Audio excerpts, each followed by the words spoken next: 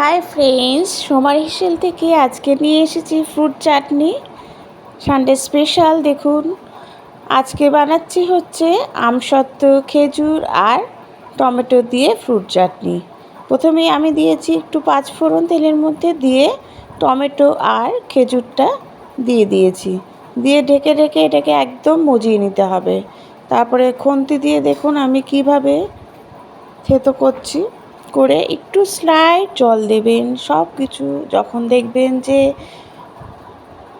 Tomato আর খেজুরটা পুরো মজে গেছে, তারপরে কিন্তু আমি দিয়েছি আমসত্ত্বটা।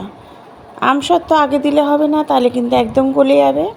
সেজন্য খেজুর আর টমেটো যখন মজে যাচ্ছে, তারপরে দিলাম আমসত্ত্ব। দেওয়ার পর দিচ্ছি হচ্ছে চিনি, দিয়ে স্লাইড জল দিয়ে একটু ভালো করে এটা ফুটিয়ে নেব, যতক্ষণ না শিরাটা পুরো, দেখুন কিভাবে চাটনির কালারটা চেঞ্জ হয়ে যাচ্ছে। তারপরে দিচ্ছি হচ্ছে লেবু। গ্যাসটা অফ করে দেবেন, তারপরে দেবেন লেবু, তারপরে গ্যাসটা আবার অন করে দিয়ে ভালো করে এটা ফুটিয়ে নেবেন। তাহলে রেডি হয়ে যাবে ফ্রুট চাটনি। প্লিজ আপনারা বেল আইকনটা প্রেস করুন এবং লাইক কমেন্ট করুন।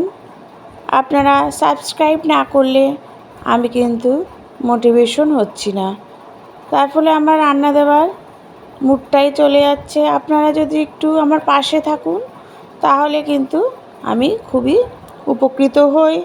আপনারা প্লিজ বেল আইকনটা প্রেস করে দিন এবং সাথে লাইক কমেন্ট করুন। দেখুন